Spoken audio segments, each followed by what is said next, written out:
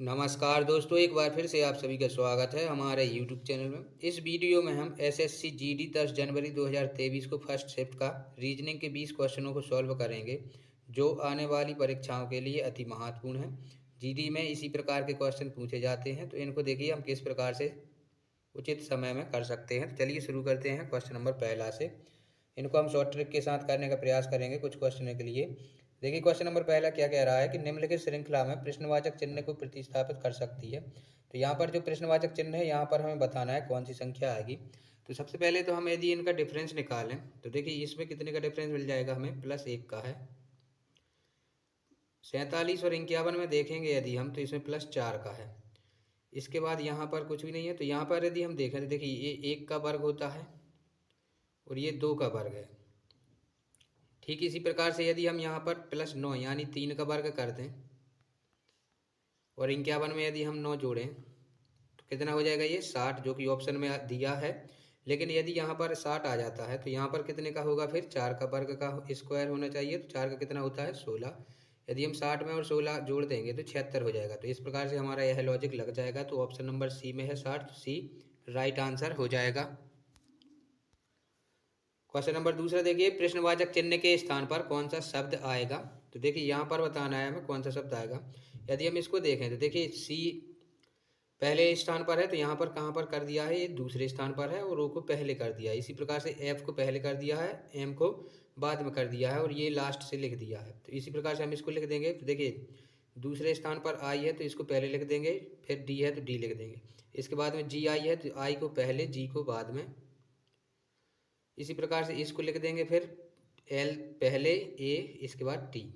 मिला लेंगे किस किस ऑप्शन में मिल रहा है, तो ऑप्शन नंबर ए में मिल रहा है। तो ए ऑप्शन ही हमारा राइट आंसर हो जाएगा। इसको भी यदि हम देखें तो देखिए सी पहले ओ बाद में, तो यहाँ पर क्या हो गया, ओ पहले सी बाद में, टी पहले एन बाद में, यहाँ से फिर पीछे से लिख दिया है तीनों को। तो इसी प्रकार से यह हमारा ऑप्शन ए राइट हो जाएगा। क्वेश्चन नंबर 3 देखिए, एक निश्चित कूट भाषा में दिए हुए शब्द को ये लिखा जाता है। तो इस प्रकार से कोडिंग डिकोडिंग का है ये। तो इनमें हमें क्या करना होता है, इन दोनों में हम देख लेते हैं, इसमें देखेंगे और इसमें देखेंगे कॉमन क्या है। तो यदि हम इसमें देख पाएंगे तो इसमें हैंडल है और इसमें भी हैंडल है, और इन दोनों में क्या है कॉमन, तो इन दोनों में है लाइट। तो लाइट किसके लिए हो जाएगा, हैंडल के लिए। इसी प्रकार से यदि हम इसको देखें तीसरा और दूसरा और तीसरा में, तो देखिए इसमें टॉय है, इसमें भी टॉय है। इन दोनों में क्या है, प्लग। तो ये प्लग वाला हो जाएगा किसके लिए, टॉय को किससे लिख रहे हैं, प्लग से। तो इसने पूछा क्या है कि कार्ड को क्या किससे लिखा जाएगा। तो देखिए इसमें प्लग के लिए तो टॉय है, तो कार्ड के लिए क्या हो जाएगा, STAW। तो देख लेंगे किस ऑप्शन में है, तो बी में है। तो बी ऑप्शन हमारा राइट आंसर हो जाएगा। क्वेश्चन नंबर 4 देखिए, A+B का अर्थ है बी ए का पिता है, ए हैज़ बी का अर्थ है। तो यहाँ पर हम देखें, यहाँ पर है @ तो @ से क्या बोला है कि बी ए का भाई है। यहाँ पर देखिए ध्यान से, लेकिन इसको कहा पीछे से करना है। इसका मतलब ये है कि यहाँ से करना है। अभी तक हम ए से बी देखते थे, लेकिन इससे पीछे से देखना है। तो बी है जो क्या है, बी ए का भाई है, तो क्या हो जाएगा, बी ए का भाई हो जाएगा। तो भाई के लिए हम आयत बनाते हैं। इसमें देखिए है से फिर, तो इसमें क्या हो जाएगा, जो सी है, यहाँ से पीछे से इसको देखेंगे तो सी है, सी क्या है, बी की बहन है। सी है जो बी की बहन हो जाएगी, सी बी की बहन है, तो ये फीमेल हो जाएगा। तो इसको गोला कर लेंगे। फिर प्लस वाला है, तो यहाँ पर देखेंगे तो पीछे से देखना है। डी है जो क्या है, सी का पिता है। डी क्या है, सी का पिता है, इसको हम पिता बना देंगे सी का। इसके बाद देखिए फिर प्लस है, तो यहाँ पर ई है जो डी का पिता है। ई क्या है, डी का पिता है। अब इसने पूछा क्या है, ई का ए से क्या संबंध है। तो ए से क्या संबंध है, ये पिता का पिता हो जाएगा। देखिए ये ए के पिता हो जाएंगे कौन, डी, डी के पिता है ई। तो ये इसका क्या लगेगा, दादा, या फिर दादा देख लेंगे। दादाजी ऑप्शन में नहीं है, तो पिता के पिता, यानी ऑप्शन सी है जो वो राइट हो जाएगा। क्वेश्चन नंबर 5 देखिए, कौन सा विकल्प दिए गए शब्दों को सही क्रम का प्रतिनिधित्व करता है, जैसे भी अंग्रेजी शब्दकोश में दिखाई देंगे। इसमें हमें अंग्रेजी शब्दकोश के हिसाब से इसको जमाना है। देखिए यदि हम देखें सब में, तो एम ए तो सभी में है।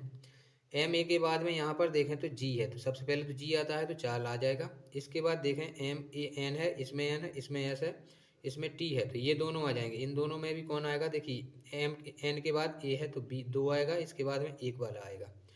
अब बचेगा क्या, 3 और 5। 3 और 5 में देखें तो इसमें एस है, एस के बाद में टी आता है तो ये पहले आ जाएगा, मतलब 3 आ जाएगा, इसके बाद में 5 आ जाएगा। तो देख लेंगे 42 135 किस में है, सी में है।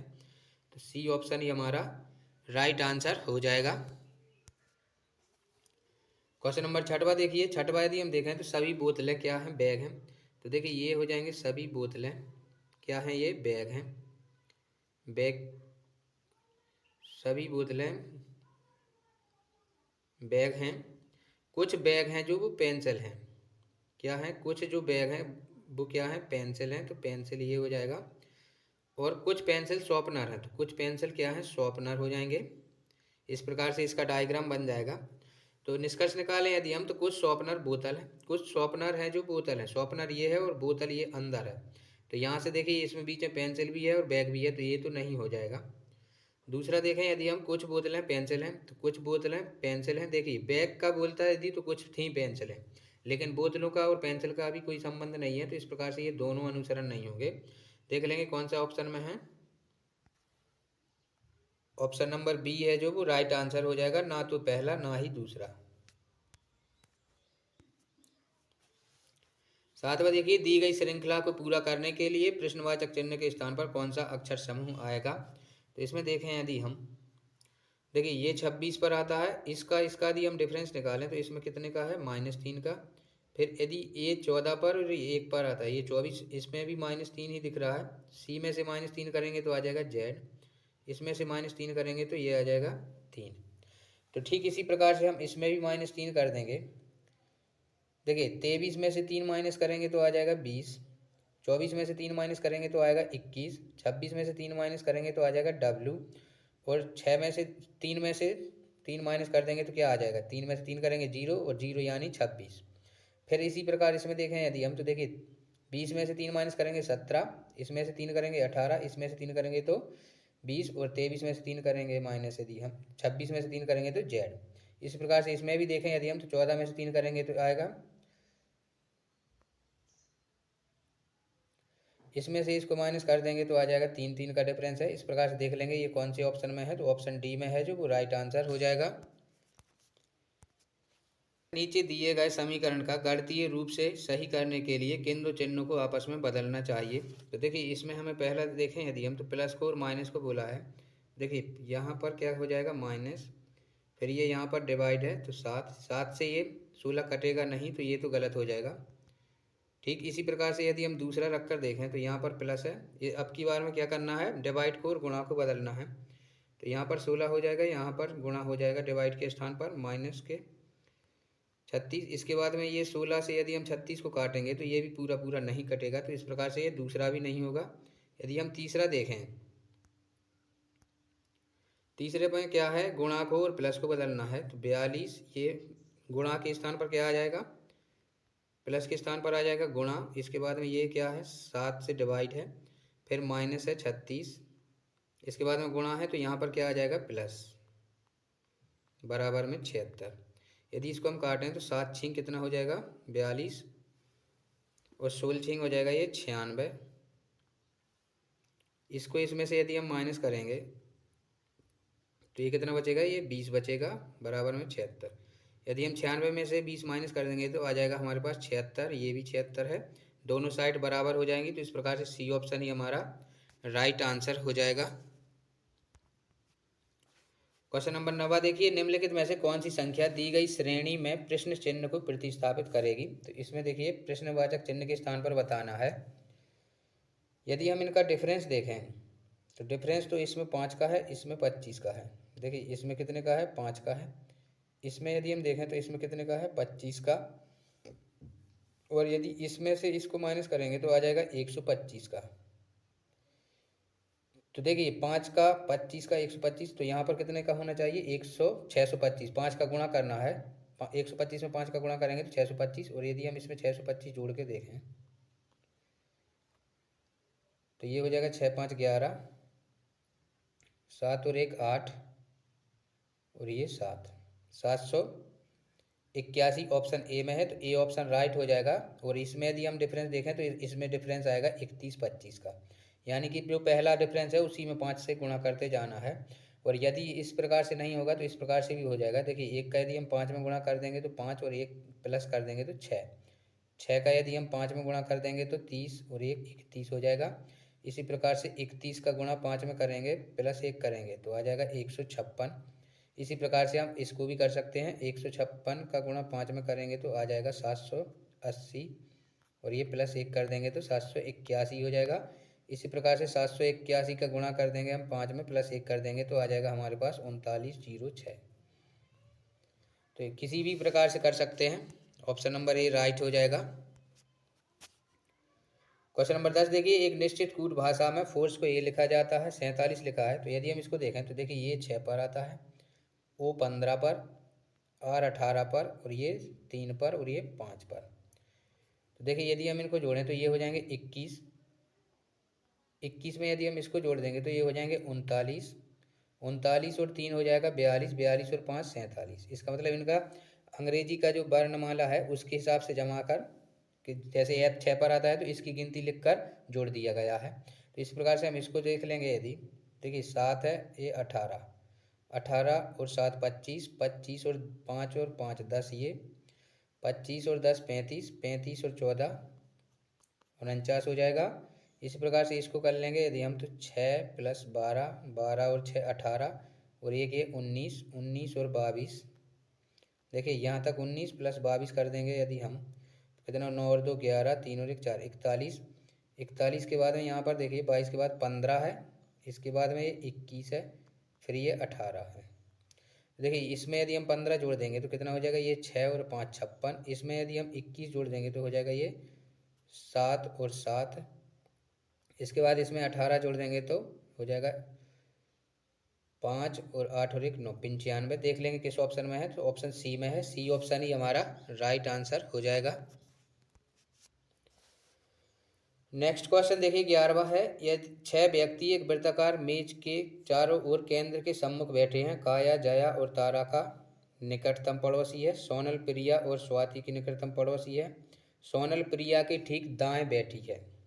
तो देखिए यहाँ पर कितने 6 हैं, तो 6 बना लेंगे, 1 2 3 4 5 और ये 6।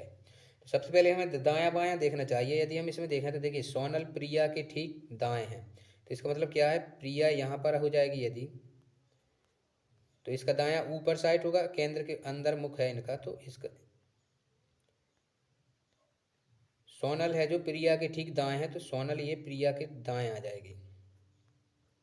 इसके बाद और यहाँ देखें, सोनल है जो प्रिया और स्वाति की निकटतम पड़ोसी है। तो प्रिया यह हो जाएगी, तो स्वाति कहाँ पर हो जाएगी, यहाँ पर, क्योंकि ये पड़ोसी है तो ये हो जाएगी स्वाति यहाँ पर।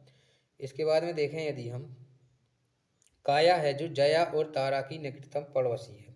देखिए यहाँ पर जो है इन दोनों में से बीच में आएगी कौन, काया, क्योंकि ये पड़ोसी है कौन की, जया की भी पड़ोसी है। यहाँ पर देखिए वो तारा और स्वाति एक दूसरे के ठीक बगल में नहीं है, तारा और स्वाति। अच्छा, यहाँ पर जया आएगी तो यहाँ पर आ जाएगी तारा, ये इसमें दिया हुआ है। देखिए यहाँ पर हम तारा को नहीं बैठा सकते क्योंकि यहाँ पर स्वाति के एक दूसरे के बगल में नहीं है। तो इसमें पूछा क्या है, प्रिया के ठीक बाएं कौन बैठा है। प्रिया के ठीक बाएं, यहाँ इस साइड में है बायां, तो बायां पर कौन है, तारा। तो ऑप्शन ए है जो वो राइट आंसर हो जाएगा। उस समूह का चयन कीजिए जिसमें संख्याएं उसी प्रकार संबंधित हैं जिस प्रकार प्रश्न निम्नलिखित समूह की संख्याएं संबंधित हैं।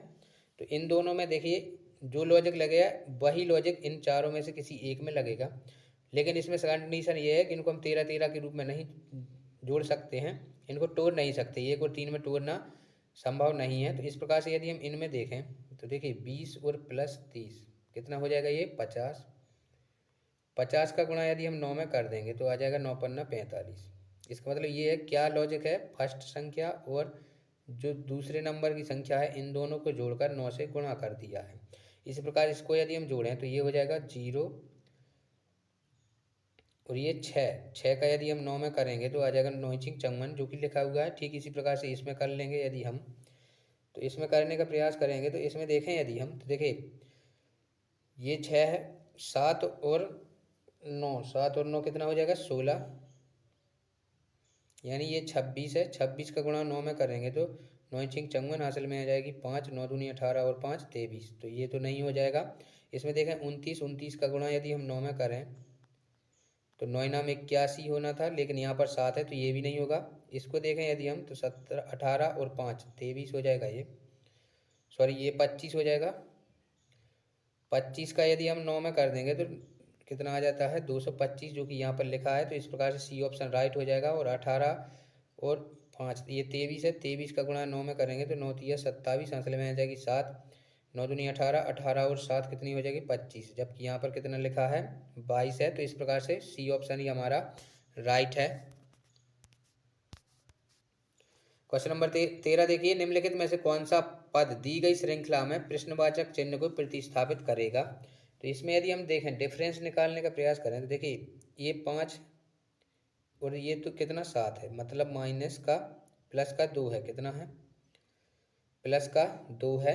और इसमें यदि हम देखें 26 ये 24 पर आता है तो इसमें -2 है, ये 6 पर और ये 2 पर 8 पर, यानी कि -2 +2 -2 +2 -2 है। यदि हम देखिए यहाँ पर देखें 7 ये 24 है, इसके बाद में ये 8 है, इससे कितना हुआ है तो ये 11, 20 और 12।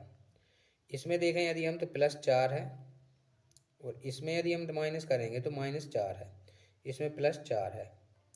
तो आगे देखें यदि हम तो 17, 14 और 18, तो इसमें यदि हम देखिए इसमें +2 था, इसमें 4 हो गया, तो अब कितना होगा 6, 6 जोड़ दें यदि हम इसमें तो 6 जोड़ेंगे तो कितना हो जाएगा ये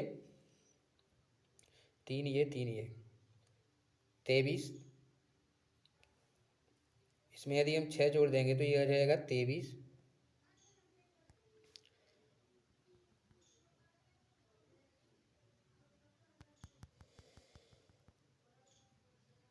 देखिए यहाँ पर हमने इसको छोड़ दिया है बीच में, इसका और इसका डिफरेंस नहीं निकाला है। तो देखिए 11 ये 20 पर है, इसके बाद में ये 12 पर है, इससे कितना हुआ है तो 17, 14, 18।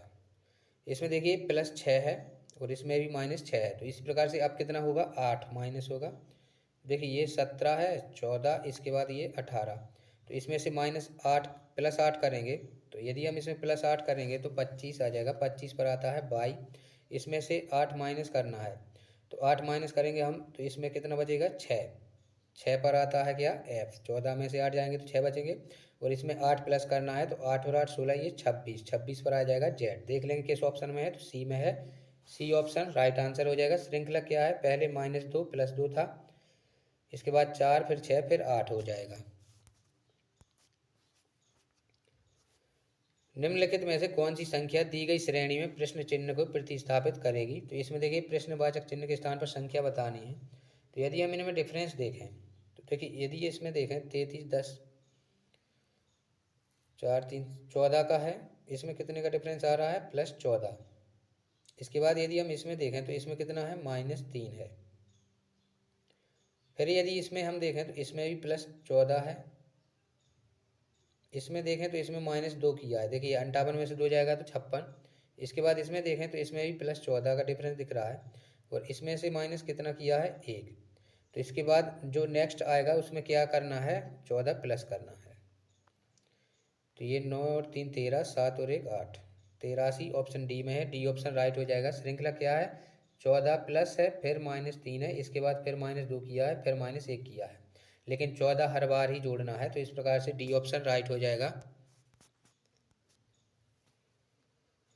क्वेश्चन नंबर 15 देखिए, नीचे दिए गए समीकरण को गणितीय रूप से सही करने के लिए किन दो चिन्हों को आपस में बदलना चाहिए।